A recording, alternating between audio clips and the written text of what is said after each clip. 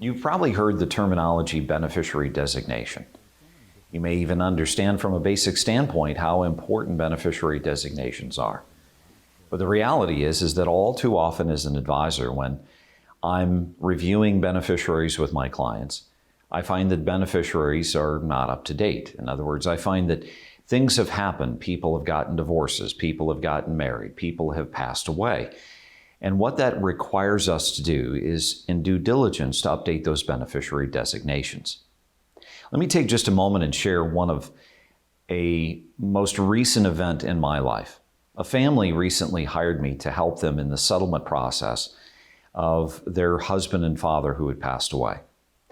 This gentleman had been a do-it-yourselfer, so he had done his own investing. He did not have an advisor. And so it was a bit of a tedious task already and a bit of a challenge because we had to find usernames and passwords. We had to try to hunt down all the different custodians and firms that he had money invested in. But once we were able to get past that hurdle, then we realized that there was an even bigger, more impactful hurdle. You see, the spouse that he left behind was already struggling. She already had her own health issues, and she was declining fast, and she needed money to help her with the process of her treatments. And we were all under the assumption that, being the fact that he had passed away and being a spouse, that 100% of his money, or at least a majority of it, was going to be going to his spouse. You can only imagine how shocked I was when the unexpected development showed up, that that's not at all how he had listed his beneficiaries. He had listed these beneficiaries so long ago, all the way back in the late 1980s, that he had never updated his beneficiaries to reflect the current situation of his family dynamics. And as a result, money was going here and here and here and here, leaving the spouse with only a fraction of what she thought she was going to receive. You can only imagine what kind of anxiety and what kind of stress that was creating for the family. Because now this money is tied up in a position, it's going to people that are really potentially not even a part of the family picture anymore. You see, things change, family dynamics change. Let me give you an example politically that has affected most every person that has an IRA or a tax-qualified account. The Secure Act was passed by Congress on December 31st of 2019. The Secure Act basically said, even though we used to have the ability of a non-spouse, a child or a grandchild, taking and receiving their parents' IRA and stretching it out over the course of 20, 30, maybe even 40 years or more. We are completely dismantling that. We are now getting rid of that, and now we're going to go to a 10-year rule. Now, what does that mean? It means that when the child or the grandchild receives that money, that IRA money, that money now has to be distributed over the course of 10 years.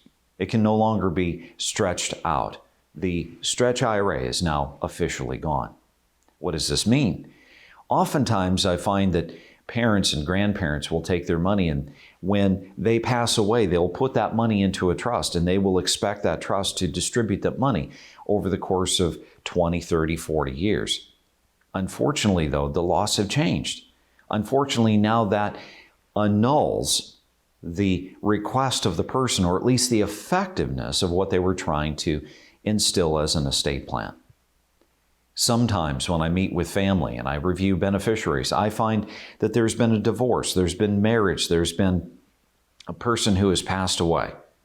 And let me tell you, there is nothing worse than having a person who is deceased and been deceased and now having money that is to go to that person. Because now that estate has to be reopened because money is now coming to them. You see, it can get awfully messy if we're not diligent in making certain that our beneficiary designations are up to date. And I guess because it is so simple, it is so easy, this is the reason it is also so often overlooked. So if I can, I encourage you, please take the time to review your beneficiary designations. Bring them up to date. Make certain that they state exactly whom and how much you want to receive when you pass away.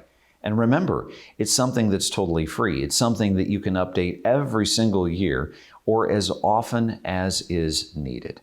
If there's anything we can do to help you, please don't hesitate to reach out to us, and we will do our very best to help educate you on how to best convey what you've worked so hard to save to those that you love the most. Oh, and one other thing. If you wouldn't mind, do us a favor. If you enjoy these weekly videos, I encourage you, please give us a big thumbs up. That's always helpful. Please share this with your friends. This information is global. It's something that's applicable to most every single person. And if you like these videos, may I encourage you, I don't know where it is, if it's here, but make certain that you hit the subscribe button and then that little bell for notifications so that each time I release a video, you're notified so that you can be brought up to date on information that is relevant and going to be applicable and beneficial for you and your retirement plan. Thanks so much for watching. I'm Mathew Johnson.